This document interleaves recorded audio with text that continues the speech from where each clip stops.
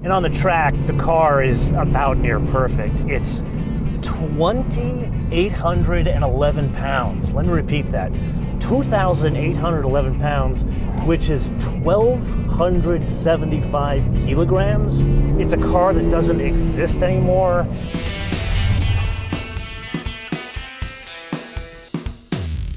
Welcome to a cold and rainy fall day here in the California Republic, where you and I are going to do something a bit different.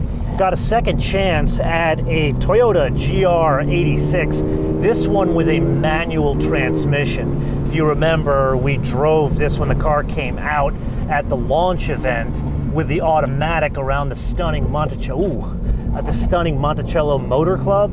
And there, I promise you, we'd spend some more time with the car with a manual transmission. So I had the opportunity to book the car here in California, but sadly, the weather has not been cooperative all week. So you and I are gonna have to make do here and do something a bit different.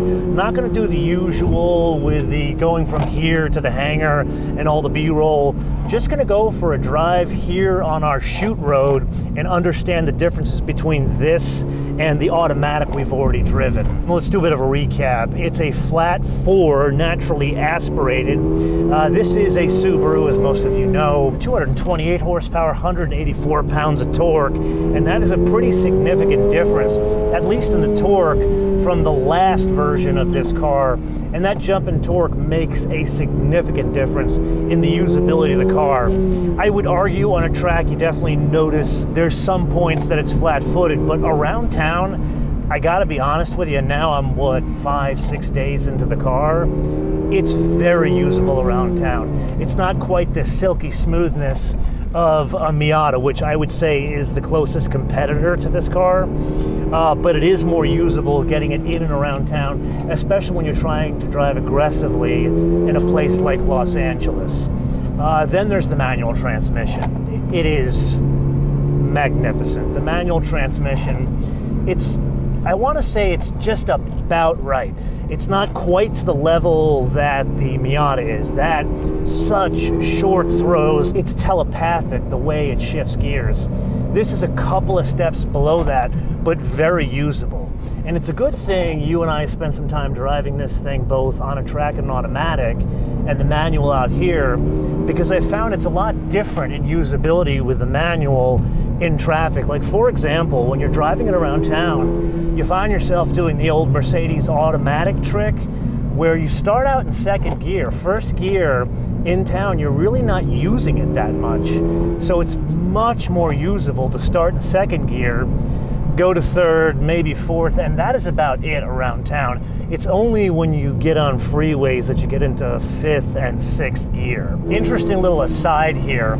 You and I have driven the Boxster 4-cylinder, and we have complained many times, about the sound of that engine. Here, I'm not as fussed about it. Something about it is different here. Maybe it's the fact that I'm not paying $80,000 for a flat four engine. Then there's the usability and driving dynamics. And on the track, the car is about near perfect. It's 2,811 pounds. Let me repeat that. 2,811 pounds, which is 1,275 kilograms. It's a car that doesn't exist anymore in that kind of weight.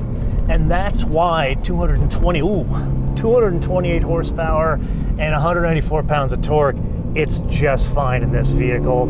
I really wouldn't argue about a turbocharger unless one wants to make a ridiculous track rat kind of vehicle, and that, I'd say it had to be tuned to the personality of the manual transmission. Throwing it around corners near perfect, again, because of the weight. God, there's so many, ow, that hurt. There's so many rocks here today. I don't know what's going on in the weather. Now we're getting into a lot of fog here. Definitely something different than what you and I normally do. Just as an aside, this corner here, that's where I get a lot of the thumbnails of all the fast cars I take to this road. I mean, look at this. It pulls beautifully with this transmission. Not that the automatic doesn't work, it's just, it opens up the personality of this car. It makes it so much more interesting to drive. Then there's the obvious question, do the brakes cash the checks? at the power delivery and the transmission right. And there I would say yes, again, it's beautifully matched because of the weight of the vehicle. This is all everything being in balance in the overall design of the vehicle. It's kind of like an Elise, where you wouldn't want to change the size of the wheels because that would knock everything out of balance. Then there's the usability of the car around town, and I would argue one of the big things is the fuel economy. Now, when you and I first looked at this car in New York, it was advertised with pretty high fuel economy. Specifically around town, they had quoted the manual as 20 mpg, and I was like, that's pretty aggressive. Well, I did have the opportunity to drive this thing at like 7/10 on a somewhat dry day, but still very foggy and cloudy like this.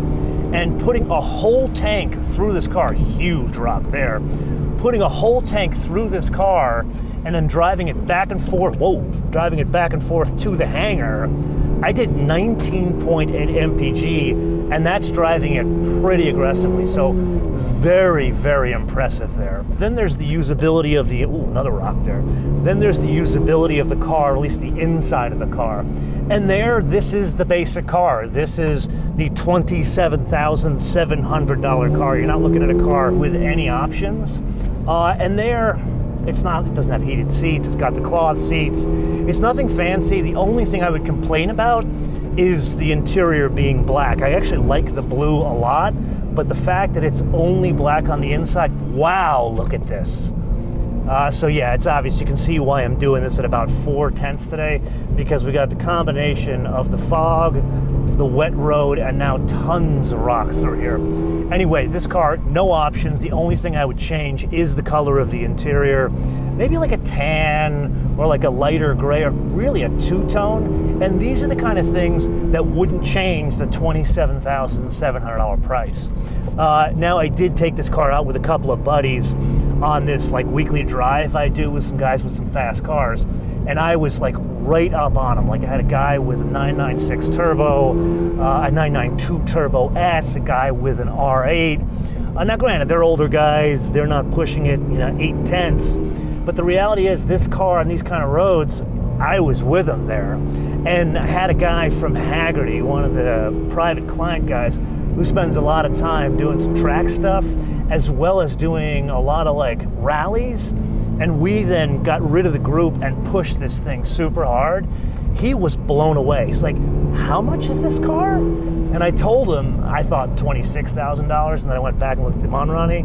And even at almost $28,000, he was like, I cannot believe a car like this exists in today's day and age at that price. And that's really the thing here. Yes, the manual is definitely the better choice, and there's a couple of reasons why.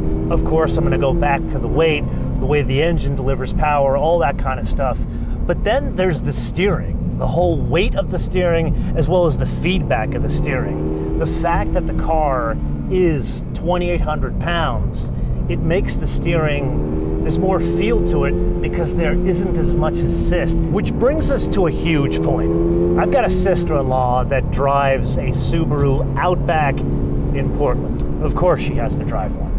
And I've been trying for years to get her out of that thing, because now there are many other choices all-wheel drive that one can have a bit more fun even in a place like Oregon. And it blows my mind that the same people that make that vehicle make this vehicle. Which brings me to the point that I am not surprised Toyota collaborates with Subaru on building this thing. Yeah, there are some Subaru foibles here, which I don't love, like the UX, specifically in the screen, not great, although they balance it out with a lovely use of toggle switches and knobs for the HVAC as well as other controls. Which brings us to the following point. This is the second best sports car value on the market today, full stop. The obvious first would be the Miata. The only reason why one would choose the Miata over this is obviously the roof, and second, I would argue the transmission is significantly better there. In terms of the wish list, there's not much I would add here. We already talked about some of the color and trim on the inside, the UX on the screen. The only other thing I would add here is the same thing that we talked about in New York, and many of you beat me up in the comments about it, and that is I do think this car should have some sort of a sunroof option, even for those of you that don't want to have a sunroof. There are plenty of these things that are dailied, and I think it would make the usability of the car on a daily basis so much better. Even if it's not an opening sunroof, maybe just a glass roof, to have a little bit more airiness on the inside, because you feel slightly claustrophobic in here with the very dark interior. That's it. That's my entire wish list. And this is the point of the episode where I turn this around to you guys to opine in the comments below or via our social media, MotoManTV, all in word, MotoManTV, all in word, Facebook, Twitter, Instagram. And with that, I would love your feedback on this format. I want to be able to do more of these cars, both away from launch events as well as on different surfaces. So in this case, we did the track on the launch event, and I really wanted to have the opportunity to drive it at least on our normal road here back at home. So let me know your thoughts on these types of episodes, and we could potentially book some more cars that we've already driven on launch events and try them in different scenarios. And if you got some value out of this episode, would greatly appreciate you guys sharing this with all your friends on your socials. Until I see you in the next episode, bis später.